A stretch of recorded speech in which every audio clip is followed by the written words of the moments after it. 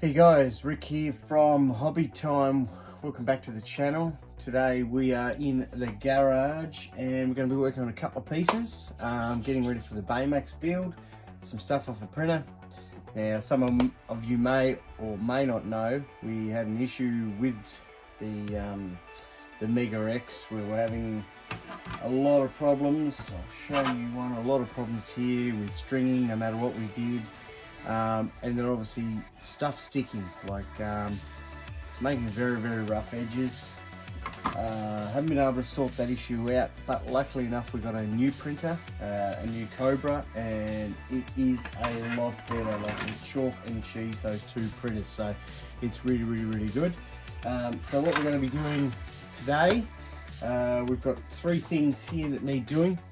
So this part here is the butt of Baymax, and we will work on, also we've got Baymax's lower shin here in pieces.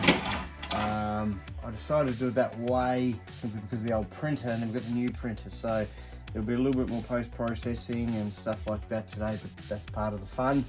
And then maybe later on we will get to cleaning this up and fixing this. So this is the palm for Baymax's right hand. This is where the articulated fingers are going to go.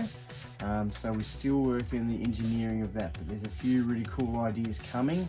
So we'll see what we get to. We'll start with the shin, I think, and then we'll work from there.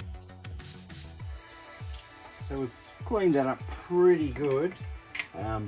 Used a deburring tool. Can't remember who said to use a deburring tool, but thank you very much for whoever did that. That's been an absolute lifesaver with just little stringy bits and little edges and stuff like that. It just helps get that stuff really quickly off the edges.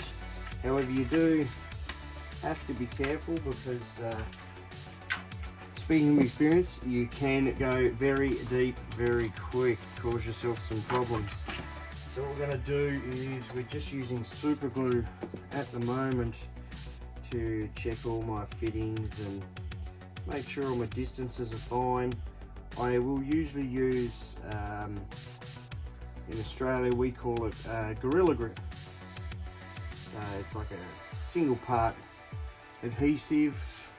Takes about 24 hours to cure, but it is super strong. But I force of habit, I like to put my stuff on first as a test fit with super glue, just to see how it goes, especially the sort of non-structural parts, just to see like if the fitment is right, because if it's misaligned, I'll have to print it again, as always. But of course, here we go. So this is the stuff I use. Called Clear Grip by Gorilla, crystal clear. Get it from your local hardware store here, Bunnings, things like that. I do have 2-part epoxies as well, and a few other bits and pieces as far as fillers and stuff like that goes. But it's what you're used to. Like some people use a certain glue, other people use a certain glue, but so I can get this good. Like I've ended up with a huge gap here.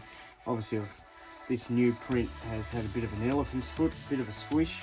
So what I'll use that Gorilla Grip for here through there. I'll clamp it down overnight. That'll clear that up a little bit.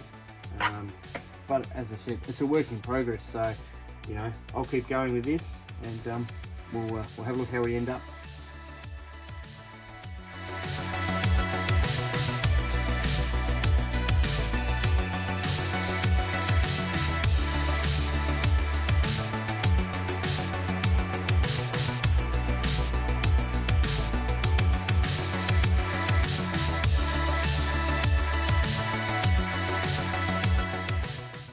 So as you can see here, guys, this is our completed shin, just about done.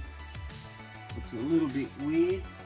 It's a lot of separate parts, but what we'll do, let this dry. What I'm going to do is I'm going to set some of this glue. Once I get that all right, everything's good, leave it sit for 24 hours. We'll come back and we'll start some prepping.